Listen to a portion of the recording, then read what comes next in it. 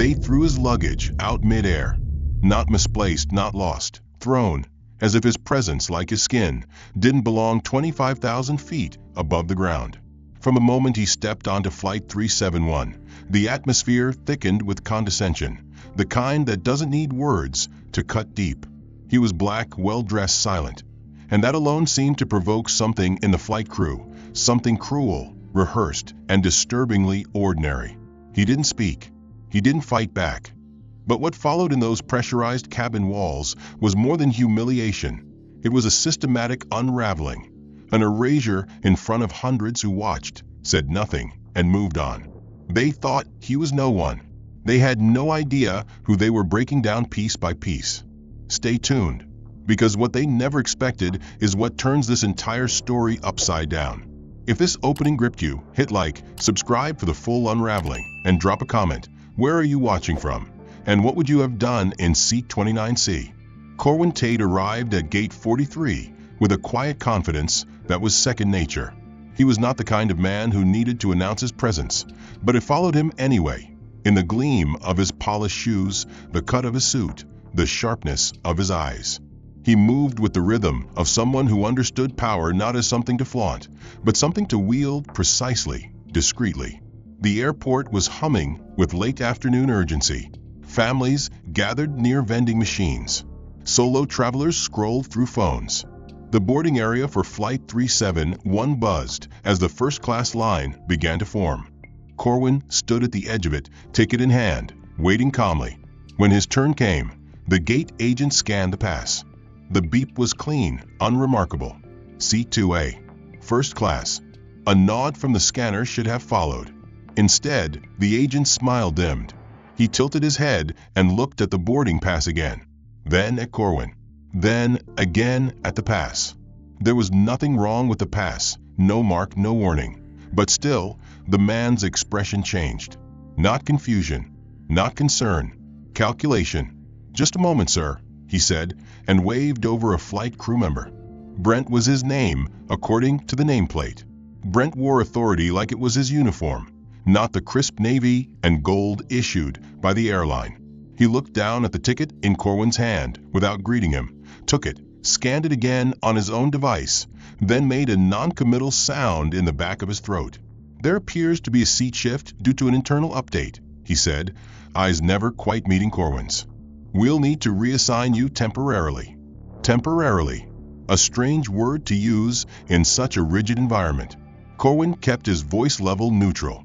He asked what the issue was. Brent didn't answer. Instead, he handed the ticket back, but not the same one. This time, it had a new seat. Row 29. Seat C economy. Middle seat. Corwin blinked once. Brent smiled again, thin and uninviting, and gestured to the boarding ramp. Passengers behind Corwin shifted impatiently, eager to move. He had a split second to push back, to raise his voice, but something held him. A look Brent gave him, a look that wasn't challenge, but certainty. The kind of certainty that says, try it, see how far you get. So Corwin walked. Down the ramp, onto the plane, past the first-class cabin that should have welcomed him, where passengers clinked champagne glasses and flipped open complimentary menus. Past the curtains that divided privilege from practicality, to row 29, seat C. The middle seat between a man in a sweat-stained polo shirt who breathed heavily through his mouth and a college-aged girl with tangled earbuds and chipped nail polish, who glanced at him once and then turned to the window. The seat was tight, unforgiving, the air stale. Corwin folded himself into it with quiet precision and placed his briefcase beneath the seat ahead. His suit, so carefully pressed, bunched at the shoulders. The tray table was stained. The overhead light flickered. Still, he said nothing. The plane filled. The crew moved like clockwork.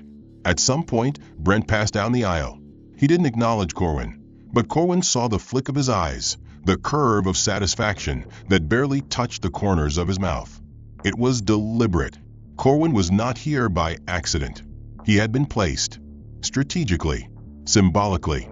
The engines revved, the aircraft pulled away from the gate, and a cold announcement filled the cabin, welcoming everyone aboard. No mention of delays. No mention of seating errors. Just a smooth prelude to takeoff. The flight attendants came by with small bottles of water and snacks. They skipped Corwin's row. The man beside him asked for another bag of pretzels and got it without hesitation. Corwin turned slightly to make eye contact with the attendant, but she looked right through him, as if he weren't there, as if his presence didn't warrant acknowledgement. The man to Corwin's left opened his bag of pretzels, ate a few loudly, then offered one with a grin. "Long way from first class, huh?" he said. Corwin didn't respond. He simply looked at the man, then back out the window. The girl on his right shifted, pulling her knees up. Corwin adjusted his posture to avoid pressing against her. His knee bumped the seat ahead of him. The passenger in that seat turned and stared. Not a glare, just a long, deliberate stare, like sizing up a problem he didn't want to deal with. Corwin offered a slight nod. The man turned away. Time passed. The air grew colder. Corwin asked for a blanket. The request was acknowledged with a nod, but never fulfilled. He asked again 20 minutes later. The response was that all blankets had been accounted for. Across the aisle, 2 other passengers, both white men, had received blankets 10 minutes earlier. The truth of what was happening wasn't shouted. It didn't need to be. It moved in gestures, in who was offered comfort and who was ignored. Corwin recognized it. The theater of exclusion. The practiced, polite brutality of systems that never raised their voices, but always made their target small. He didn't look for sympathy. There would be none.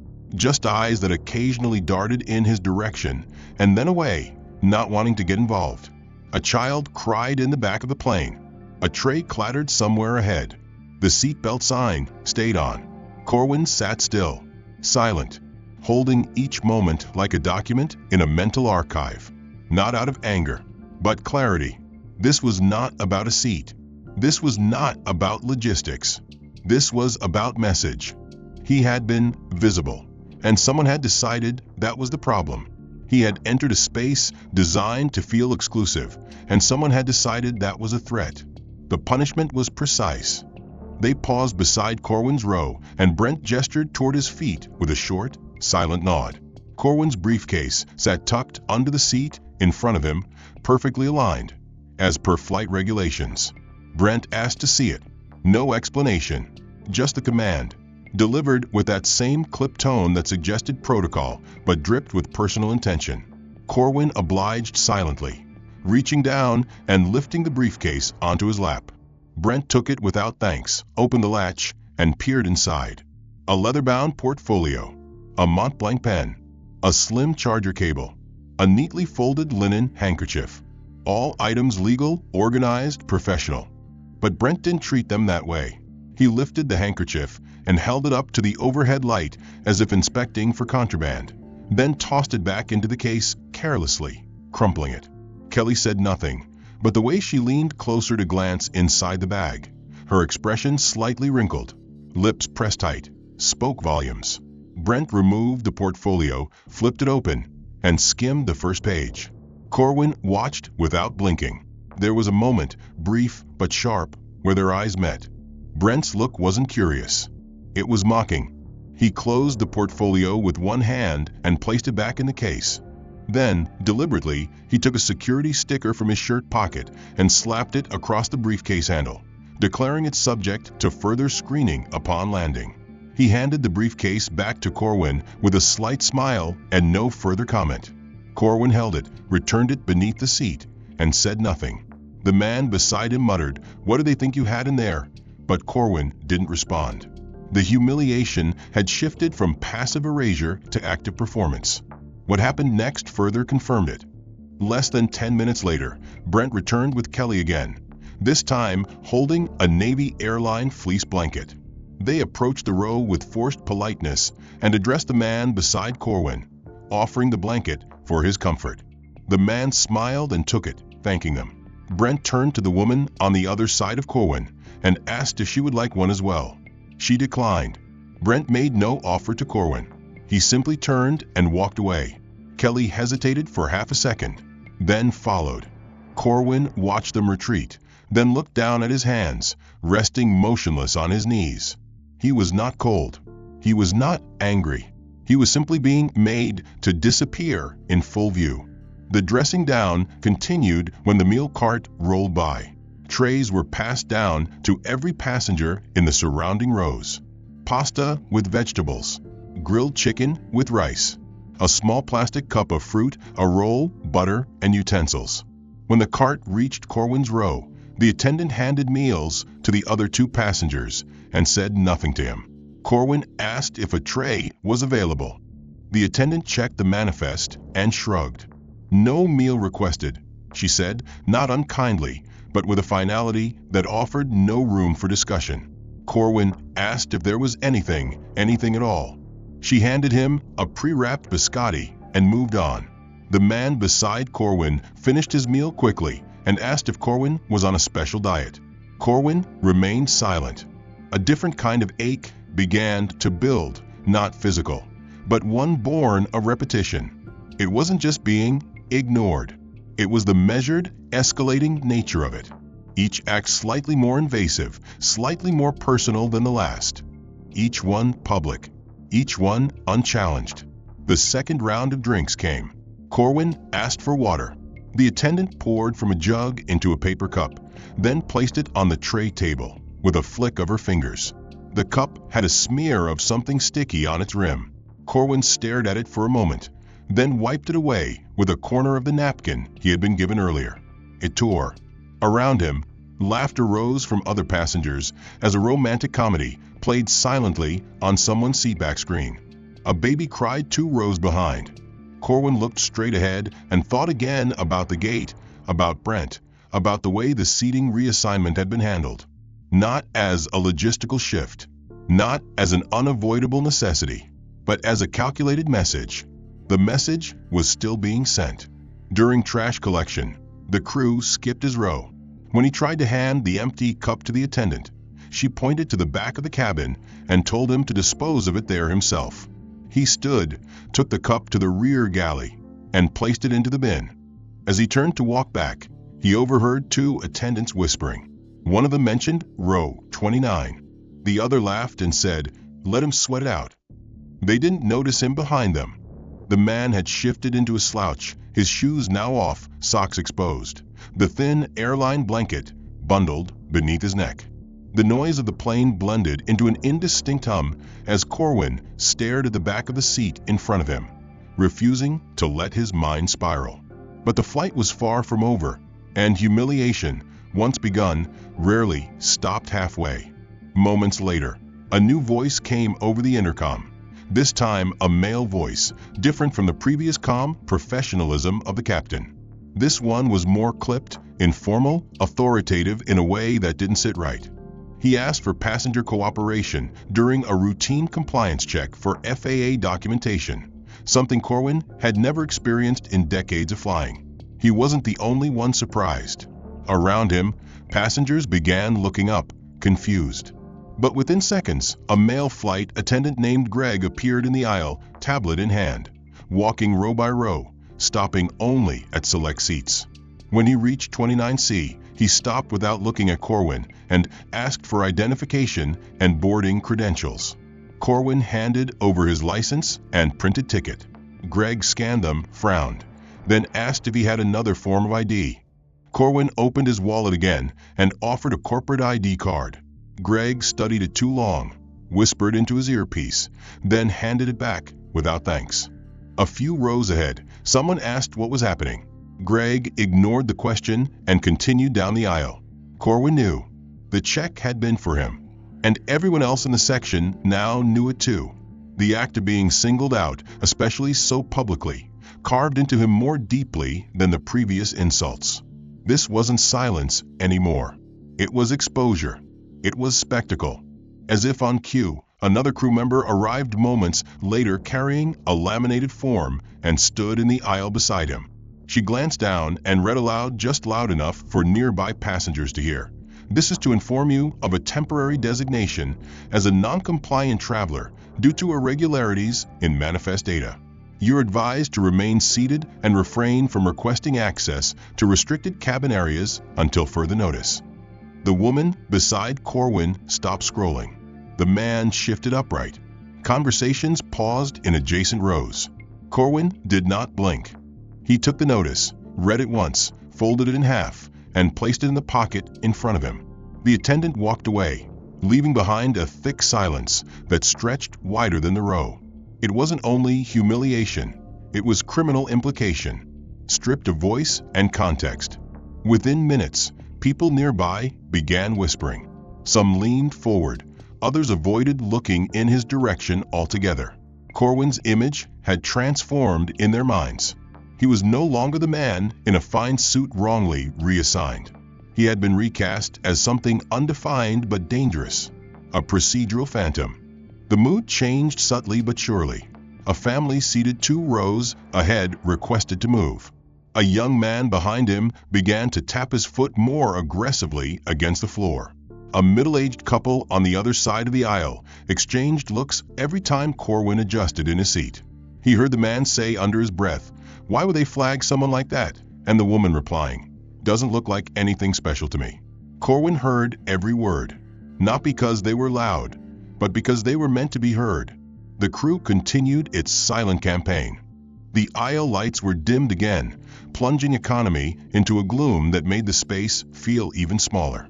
The air grew colder. The mechanical hum of the aircraft deepened. Brent passed through one more time, pausing only to retrieve a tray from another row, but his eyes flicked to Corwin. And this time, there was no smirk, only a flat, evaluative stare. The performance was nearly complete, and Corwin, still silent, still unmoved, was their unwilling lead. He reached down to adjust his briefcase and felt the cabin's rhythm subtly change. Someone on the far side of the aisle shifted audibly in their seat. Another pulled their jacket closer. Suspicion, once seated, was now blooming. It didn't matter what had started it. An empty form, a fake procedural excuse, a lie dressed as protocol. It only mattered how it ended. The woman beside him pulled her arms in slightly, minimizing contact. The man beside her coughed and turned away. A part of Corwin, the part honed in boardrooms, in negotiations, in closed-door summits, wanted to speak, to expose, to shatter the charade with simple facts. But this was not the arena for logic. This was theater, and the house was full. The minutes crawled forward. The man beside him asked the attendant for another blanket. When she brought it, she reached past Corwin's lap without a word. Her arm brushed him deliberately. Then she pulled it back as though touched by something unpleasant. Corwin shifted in his seat slightly, not to retreat, but to breathe deeper. He began to understand what this was truly about. It wasn't the seat. It wasn't the food. It wasn't the inspection or the designation or the absence of water. It was about reducing him, quietly, visibly, until everyone around him participated in the conclusion. He didn't belong. Not in the first row, not in the middle seat. It had taken the form of reassignment to economy, public inspection of his belongings, exclusion from meal service, a baseless designation as a non-compliant passenger, and the slow transformation of his presence into a source of discomfort for those around him. Now the torment took a new shape, one far more insidious than simple neglect. As the crew prepared the evening refreshment round, the soft chime above signaled the approach of carts, and attendants moved down the aisles offering coffee, tea, and snack boxes. This time, unlike before, the crew made a deliberate point to address each passenger in Corwin's vicinity with excessive warmth. The man on his left received 2 bags of cookies along with his drink, complimented for his friendly smile. The woman on his right, previously indifferent, was handed a snack box filled with cheese, crackers, and grapes, and was told she had been randomly selected for a premium upgrade, despite being in economy. She gave a surprised laugh, grateful for the unexpected treat. When the cart reached Corwin, Brent himself stood behind it. His smile was polite, his tone falsely cheerful, as he held up a single packet, a child-sized container of applesauce. Without saying a word, he extended it toward Corwin with a plastic spork taped to the top. The absurdity of the offering wasn't lost on anyone. Corwin met his eyes briefly, took the packet, and placed it on his tray table without response. Brent nodded slightly, an expression of smug satisfaction flickering beneath the professionalism. The woman beside Corwin shifted awkwardly. Even she could see what had just happened. But she said nothing. No one said anything. That was the pattern. This wasn't just service. It was a staged event designed to amuse some, discomfort others, and remind Corwin that he had no control here. Another attendant came by moments later, holding a silver tray. She offered complimentary drinks to several rows, but skipped Corwin's entirely. When a man across the aisle tried to point out, she pretended not to hear and kept walking. The absurdity was sharp, theatrical even. What followed next only deepened the performance. An announcement came over the intercom that passengers in economy would receive a surprise trivia game. The prizes included snacks, drinks, and for 2 winners, the chance to visit the cockpit briefly after landing. Greg, the attendant from earlier who had participated in the compliance check, moved through the aisle holding a microphone. He read questions and laughed with passengers as they participated. But when he reached Corwin's row, he stopped the game entirely. He told the section to take a brief break and leaned down slightly to check Corwin's seatbelt, as though performing an official inspection. With exaggerated care, he brushed Corwin's shoulder, adjusted the seatbelt buckle that needed no adjusting, then stood straight and continued the trivia game, skipping Corwin completely. The woman beside him avoided eye contact. The man had already begun chewing loudly again. It became clear that Corwin was not just being excluded. He was being made into a prop, a fixed, silent reminder to the others of what happened when you stood out in the wrong way, or perhaps when you didn't look like you belonged in the places you occupied. The entertainment continued. Passengers laughed. Music from the overhead speakers played softly now. And still, Corwin sat, unserved, untouched, and unseen by the crew, unless it was for public mockery or veiled threats. The contrast between how the attendants addressed others and how they treated him was no longer subtle. It was strategy. Every cheer in the aisle was another chisel strike against his dignity. Yet Corwin gave them nothing. No complaint. No reaction. Just his upright posture, his steady breathing, and the calm grip of his hand on the folded laminated warning tucked in the seat pocket in front of him. Then, in an almost surreal twist, Brent returned holding a tray of warm towels, a service normally reserved for first class. He distributed them selectively through economy. When he reached Corwin, he paused, glanced at the tray, and pulled the towel back. He smiled and muttered something under his breath, not loud enough to be heard, but clear enough in its meaning. The gesture was just another in the long parade of insults, the offering and rescinding of decency, served up like a joke. After he walked away, Corwin sat with his hands resting on his thighs, eyes fixed on a spot in the middle distance. It wasn't rage that filled him. It wasn't even frustration. It was the cold, hollow ache of witnessing a structure so rehearsed, so institutionalized, that it could twist cruelty into entertainment. Not one moment had passed where he had not been used, either as a target or a tool for reinforcement. And no one, none of the crew, none of the passengers, had done anything to disrupt the rhythm. To be mocked was one thing. To be used as an anchor for group unity through exclusion was something else. He had become the wrong note in their harmonious flight, and they had all silently agreed to pretend he was background noise. But Corwin had not come unprepared. The mocking refreshment service and stage trivia game were still fresh in the air, but as the crew moved through the cabin with fresh digital tablets and renewed bureaucratic energy, a new layer of the operation began to take shape, one more subtle, more abstract, and far more dangerous. Erasure. That was the next strategy. Not ridicule, not inspection, but the administrative vanishing of his presence from the official memory of the flight. It began with an innocent enough question posed by a newly rotated crew member, an attendant named Melissa, whose professional smile flickered just a fraction when her eyes landed on Corwin. She approached with the same routine greeting offered to everyone, but when she read the passenger manifest on her device, her brow furrowed. Corwin's seat number was listed, but the name field was blank. She asked for his last name. He provided it calmly. She asked for his boarding pass. Corwin retrieved it, unfolded it neatly, and handed it to her. She stared at it, then at her tablet, then back at him. "I'm sorry, sir, but this doesn't match any record in our system." The phrase echoed like a low chime across the rows nearby, more than loud enough to be overheard. The man seated next to Corwin shifted in his chair, raising his eyebrows slightly, and leaned away as though some unspoken warning had been issued. Corwin requested that she check again, but her fingers danced over the screen, and her expression only grew more perplexed. She apologized for the inconvenience and asked if he could provide identification once more. He handed over his government-issued ID and his corporate card, both of which Melissa examined, then took with her toward the front of the cabin, promising to resolve the discrepancy quickly. But she didn't return quickly. In fact, nearly 20 minutes passed with no update. When another attendant passed by, Corwin asked for Melissa. The attendant replied she would check and disappeared without returning. Slowly, it dawned on him. This was no administrative error. This was intentional. An escalation of his erasure from the experience of the flight, a move beyond mockery and into complete delegitimization. He no longer existed in their systems.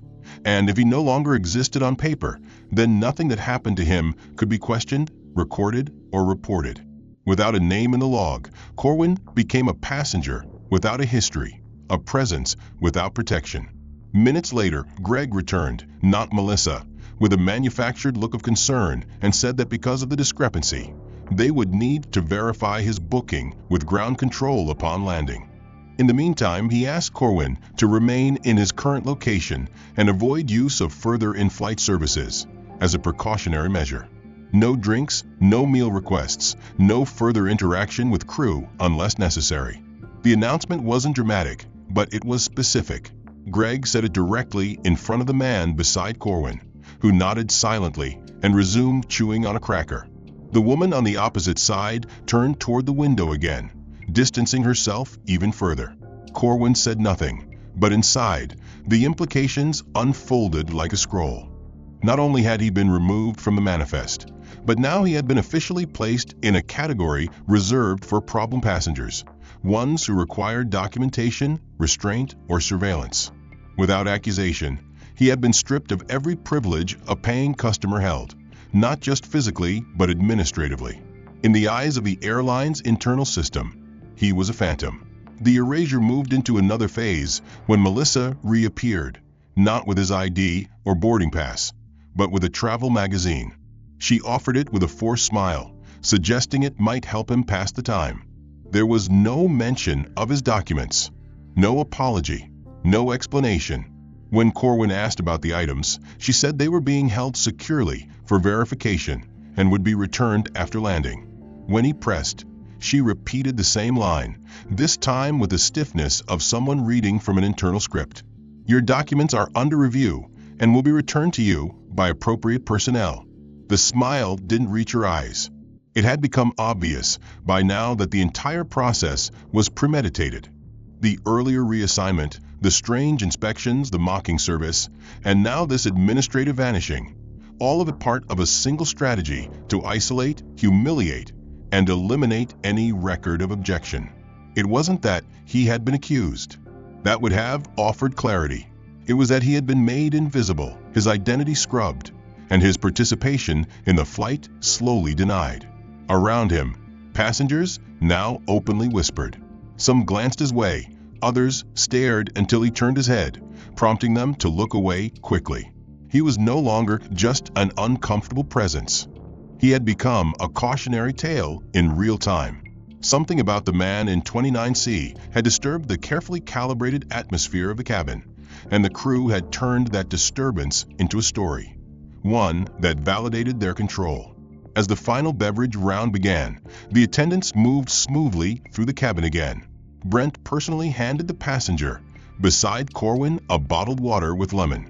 The woman next to him received a sparkling soda and a package of shortbread cookies. When the cart stopped at Corwin's row, he wasn't addressed at all, not even skipped, ignored. Brent didn't look at him, didn't acknowledge his existence. It was as though he had been edited from the script.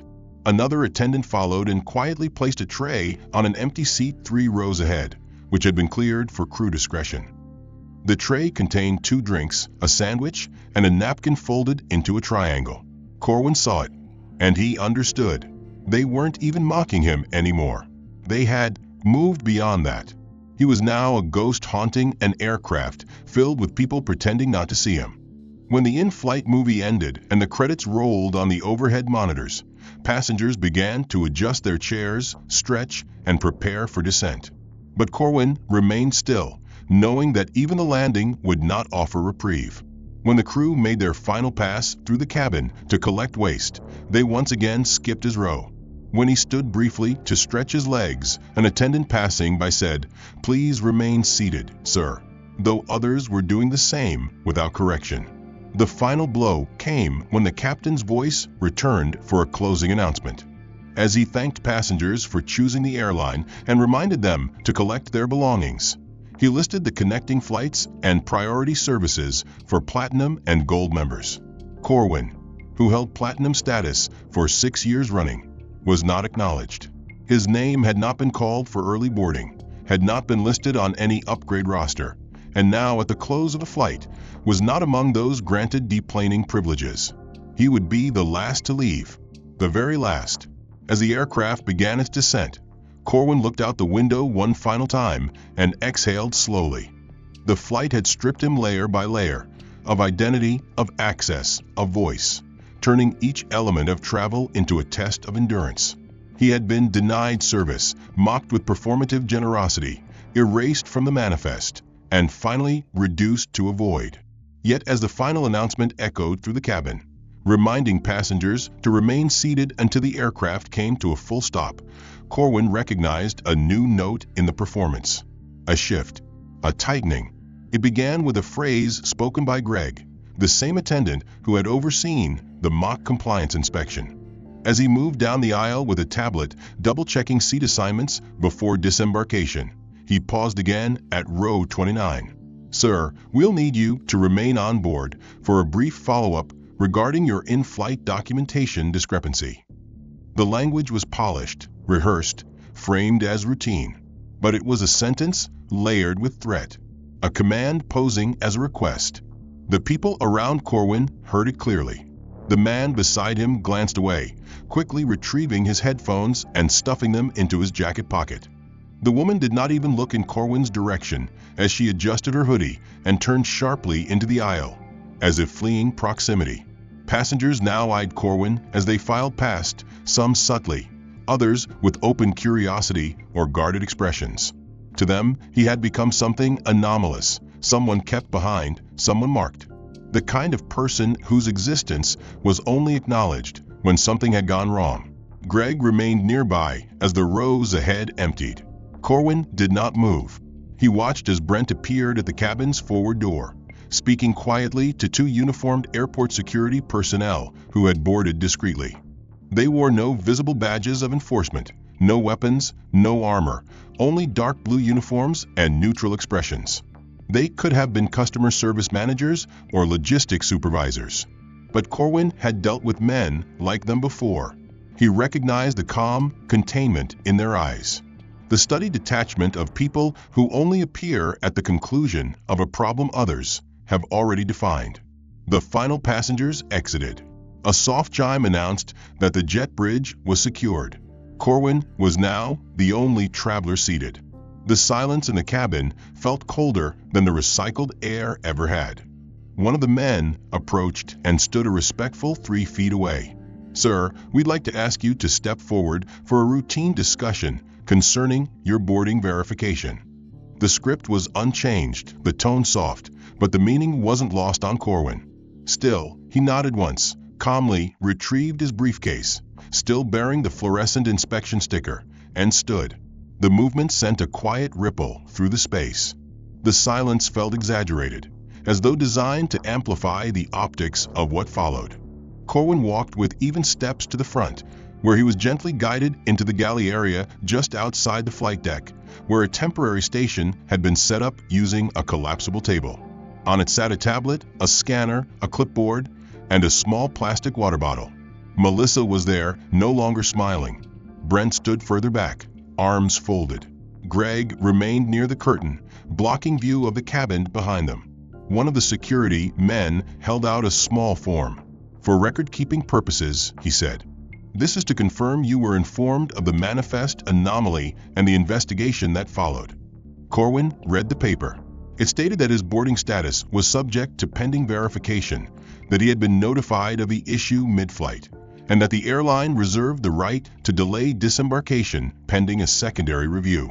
There was a signature line at the bottom. No signature preceded his. It was a form written to protect the company, not the passenger. He read it twice, then once more, before returning it and signed. "I won't sign a document that records events falsely," he said plainly. The security man did not insist. He simply nodded and replaced the form in a folder. Brent finally stepped forward and, in a tone carefully modulated for professionalism, asked if Corwin would be willing to describe how he came to be seated in row 29 instead of 2A. It was the first time anyone had referenced his original seat assignment aloud. For the first time, the act of displacement was no longer abstract. Corwin responded clearly, outlining each step.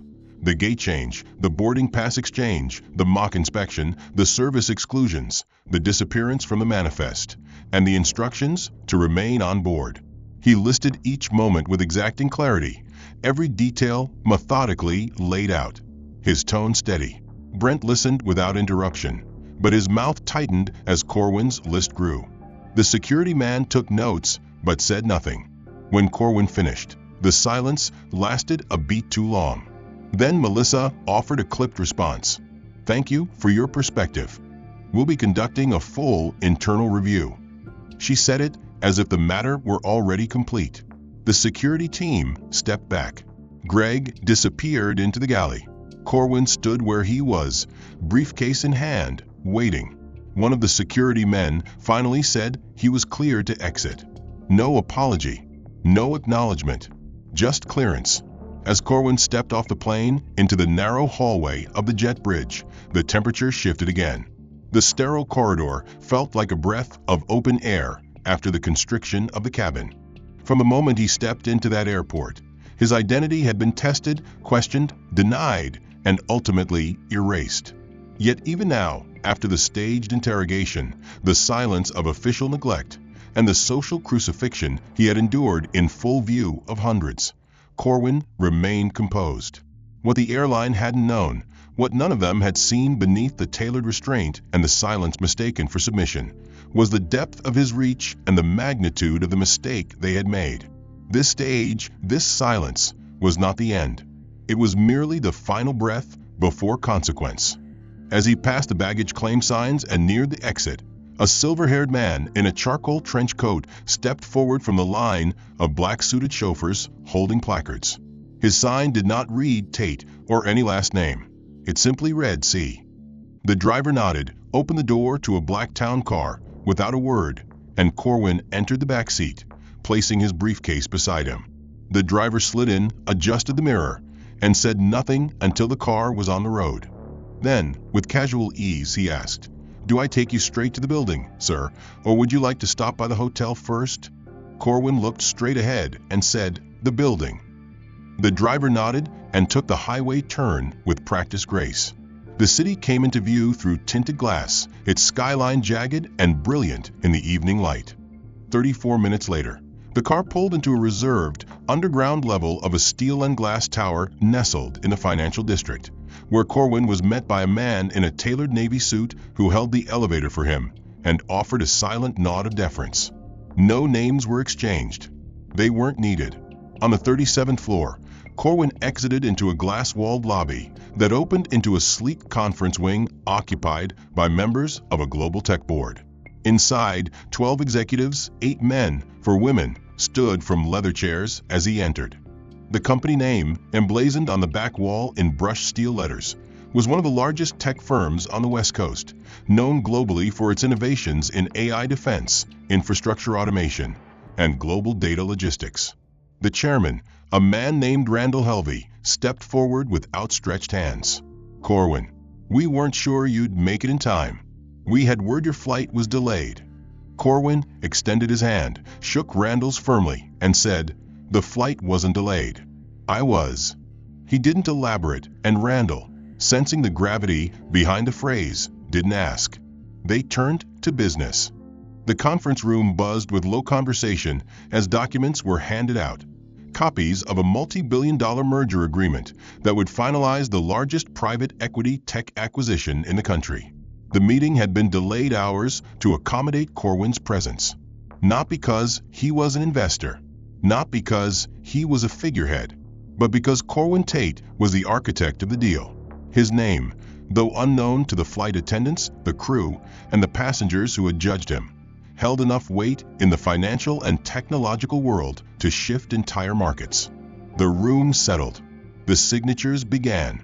One by one, board members finalized their endorsements, turning pages, exchanging glances of satisfaction. When the final document reached Corwin, he paused. For the first time since stepping onto Flight 371, he allowed himself a breath. Not deep, not theatrical, but intentional. He signed. The acquisition was done. $2.8 billion would move in coordinated waves across international portfolios within the next 48 hours. Companies would rise, departments would dissolve, and hundreds of contracts would be rewritten. The effect would be global. Corwin stood.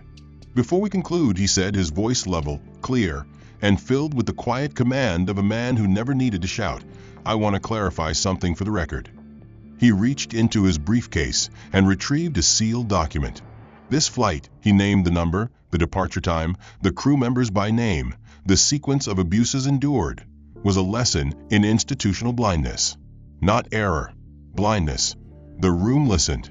Not one face turned away. Had I not made it here tonight, this deal wouldn't have gone through, and this company's future would have changed. That's the cost of ignorance, of arrogance, of looking at a man and assuming he doesn't belong where he is. He handed the document to Randall, who took it with both hands. "You know what to do with it." Randall nodded.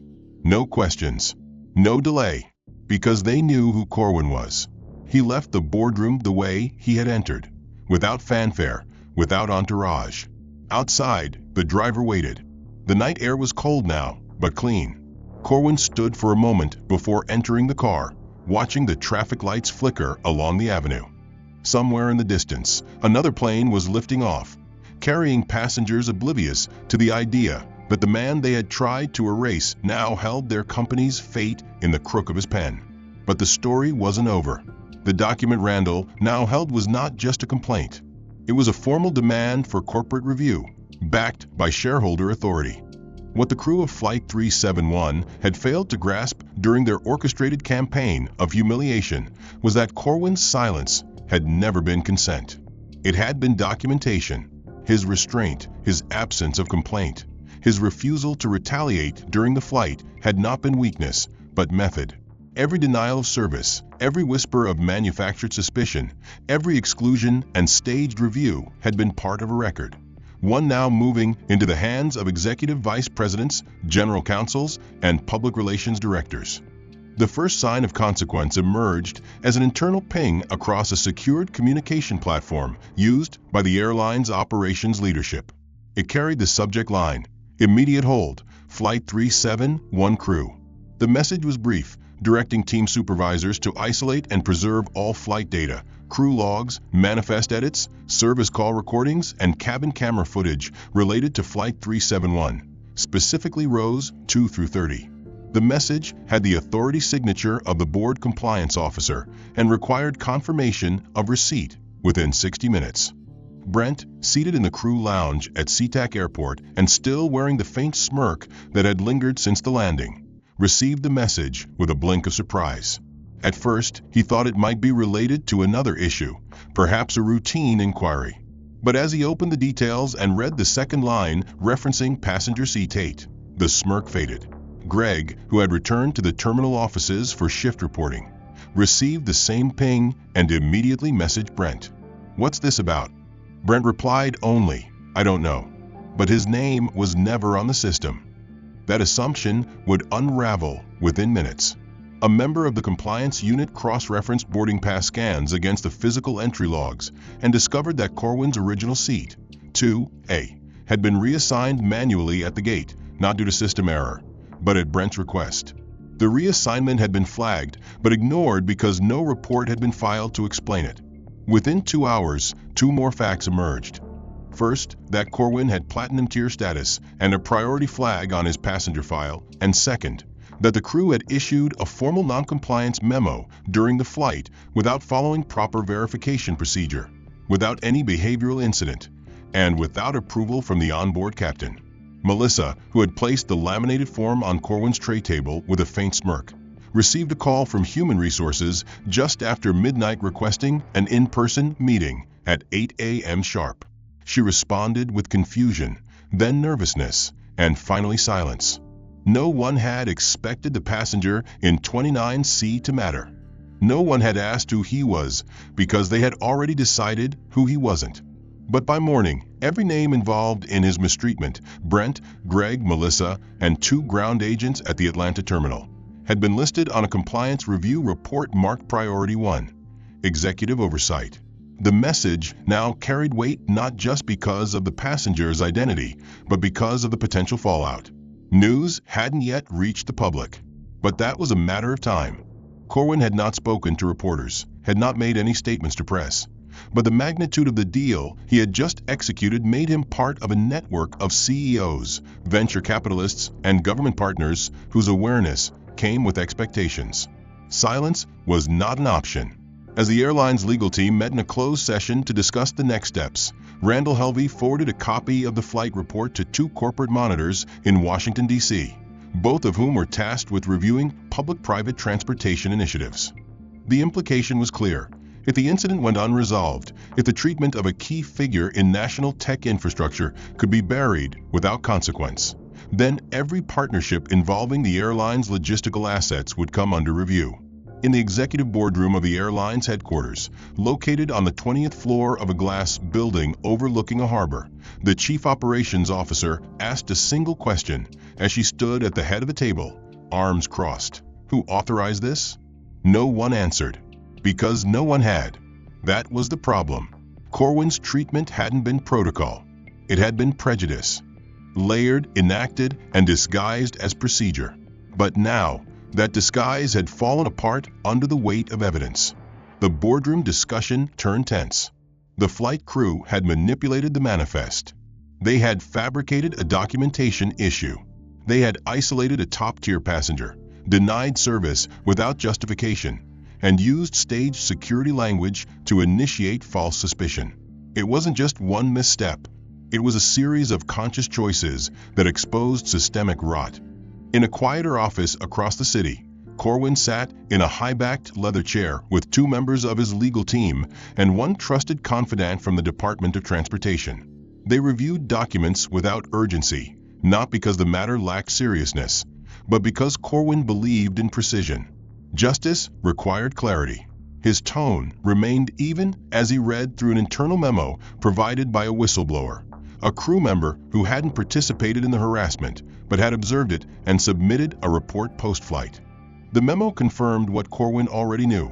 Brent had mocked Corwin's appearance before boarding, had referred to him as another seat jumper, and had coordinated the seat reassignment not because of availability, but because someone like that doesn't sit up front.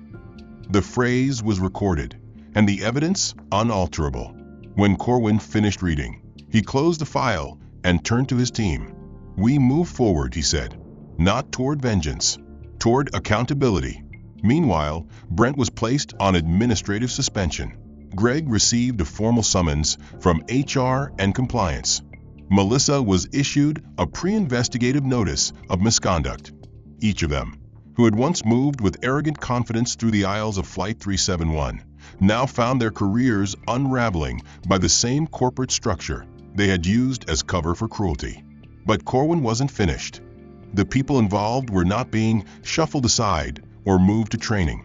They were being dropped one by one into a process built not just for internal review, but for public reckoning.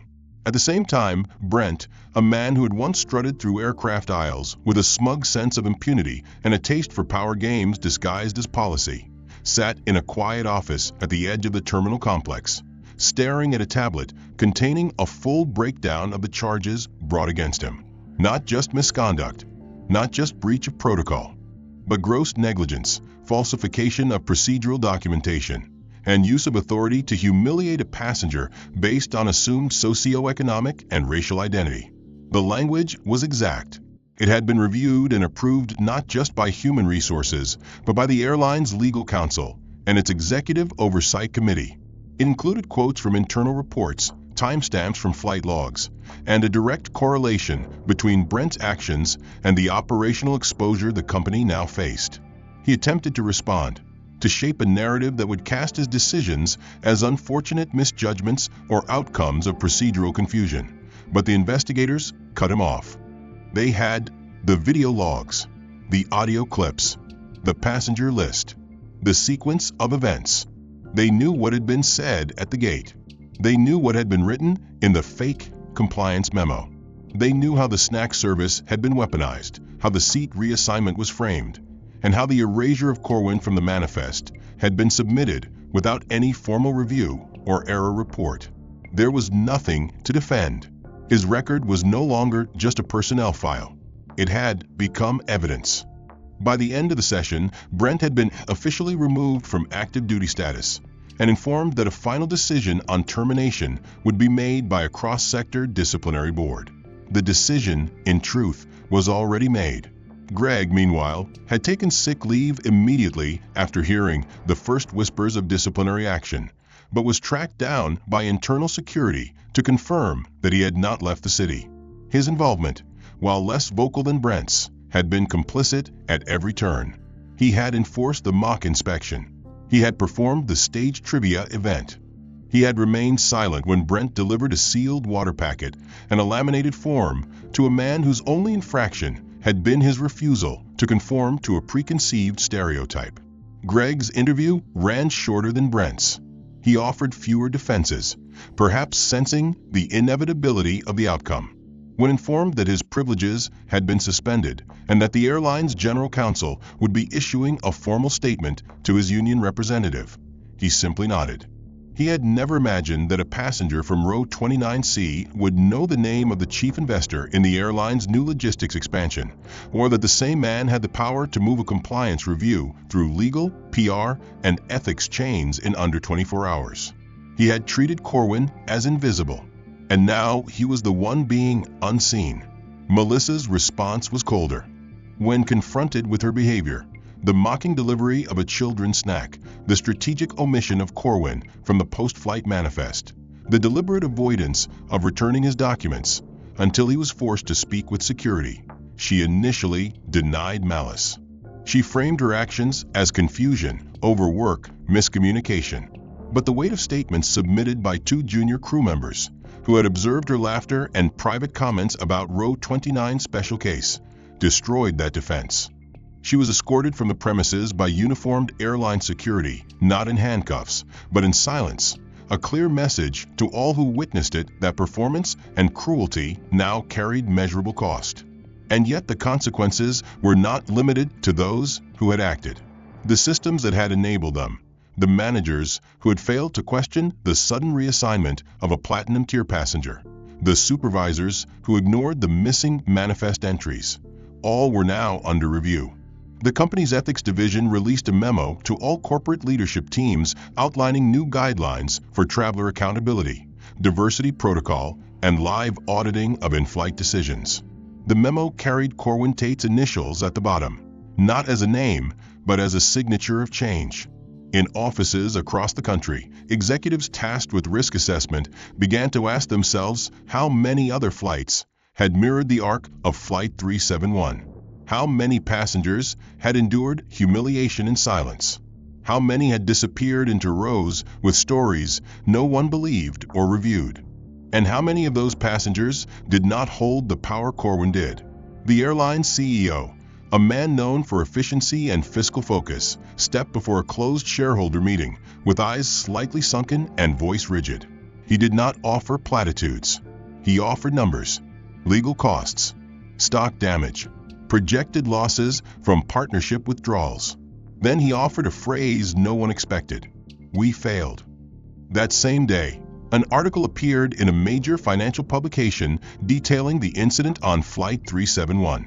The journalist, citing unnamed sources, outlined a story of quiet discrimination, strategic humiliation, and ultimate revelation. While Corwin had not spoken directly to the press, the implications of the article were clear. The victim was a powerful figure, the event was real, and the consequences were now cascading through the ranks of the company responsible. Investors began asking questions. Institutional partners requested statements. Civil rights organizations submitted letters. Within 72 hours, Brent, Greg, and Melissa had not only been removed from a flight roster, but had become symbols in a growing case study on corporate accountability and embedded bias. Corwin, meanwhile, remained absent from the noise. He issued no statement. He answered no interviews. But behind closed doors, he worked. With counsel, with policy architects, with leaders in equity and aviation ethics, not to exact revenge, but to ensure that what had been done to him would not become a footnote buried beneath procedures and PR spin. Weeks passed. The world moved on, as it always did, with new stories overtaking old headlines, new crises rising to demand attention. But within the airline's corporate headquarters, the echoes of Flight 371 still lingered in every quiet hallway conversation and every nervous glance exchanged in the compliance offices. There had been other issues over the years, other missteps swept under layers of policy and delay, but nothing had triggered the same level of irreversible transformation as what had been done to Corwin Tate. It was not only the gravity of the passenger's position or the exposure of the company's failure. It was the clarity, the documentation, the absolute absence of ambiguity, and most of all, the silence with which Corwin had moved through it, giving no one a chance to spin the story into drama or distraction. He had not screamed. He had not argued. He had simply remembered. That memory had become justice. And now, the final thread of reckoning began to weave itself into the hearts of the very people who had once wielded power with ease. Brent stood in front of a mirror inside a stripped-down transitional interview room used by the Workforce Rehabilitation Division of the airline's HR arm. His suit was looser now, and the lanyard that had once carried his access badge was gone. No rank, no privileges. The woman across the table asked simple questions, her voice calm but firm. "What did you assume when he boarded?" Brent hesitated, then cleared his throat. That he wasn't supposed to be there. That maybe there was a mistake. The woman nodded. "What did you do about that assumption?" He lowered his gaze. "I acted like he didn't belong. I made him feel it." The admission didn't undo what had happened, but it cracked something inside him, something he had kept sealed for years under arrogance and pride. Greg, in a different room 3 floors down, faced a similar moment. He spoke less. He had always spoken less.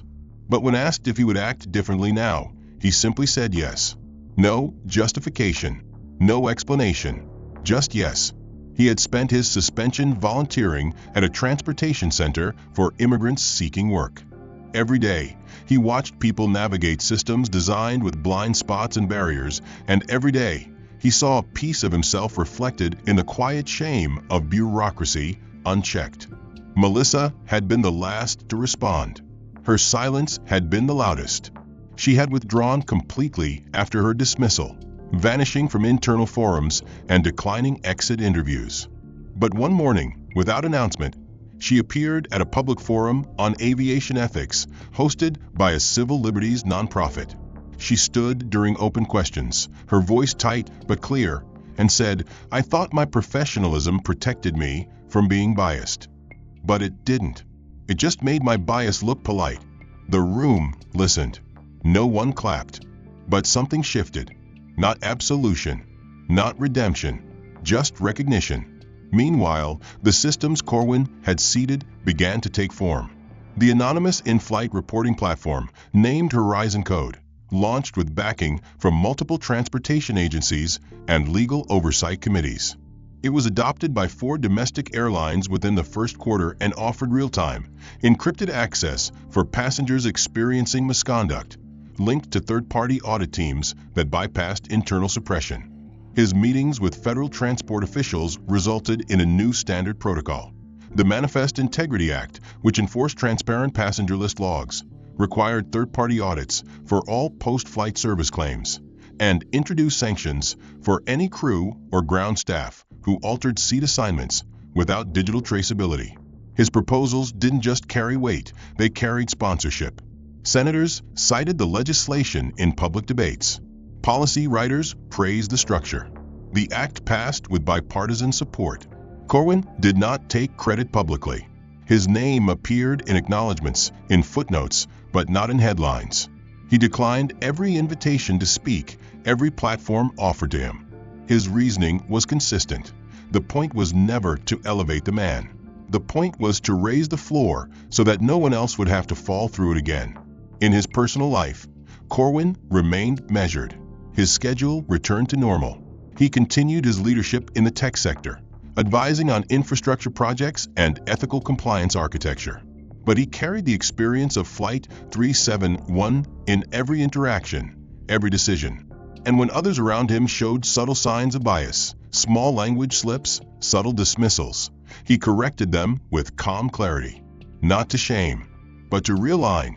Because the fight had always been larger than revenge. The flight crew, once confident in their untouchability, had not just been removed. They had been made to see. They had been forced to face the disconnect between intention and impact, between perception and action. And slowly, in different ways, they began to change. Brent took a job with a community outreach program for at-risk youth, teaching conflict resolution. Greg completed a certification in workplace equity training. Melissa began writing essays anonymously, contributing reflections on bias and reform. Each of them had been shattered, not by force, but by consequence. And from the fragments, something different began to emerge. Not sympathy, not performative regret, but quiet, persistent effort to do better. The airline, now under new leadership in its diversity office, implemented reforms not just for show, but for structure. Audits became regular. Trainings were peer-led and anonymous. Promotions factored in not just performance, but ethical evaluations submitted by co-workers across rank. None of this changed what Corwin had endured. Nothing could. But it ensured that silence would no longer be mistaken for weakness, that erasure would no longer go unchallenged, and that judgment without context would carry weight. On the one-year anniversary of Flight 371, a private event was held by the Coalition for Ethical Travel. Corwin did not attend, but he sent a message, only 2 sentences long. Accountability is not about punishment. It's about clarity. It was read aloud to a quiet room, where former offenders, reformers, advocates, and policymakers sat side by side, not as enemies, but as witnesses. The journey had begun with humiliation. It ended with acknowledgement. And between those 2 points, a message had crystallized, not just about justice, but about the power of silence, the strength of remembering, and the quiet triumph of turning pain into structure that others could stand on. The end. If you found this story powerful or thought-provoking, consider liking and subscribing to support more content like this. I'd love to hear your thoughts. What did you think of the plot? And which moment hit hardest for you?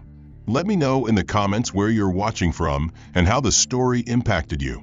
Your feedback means a lot and helps shape what comes next.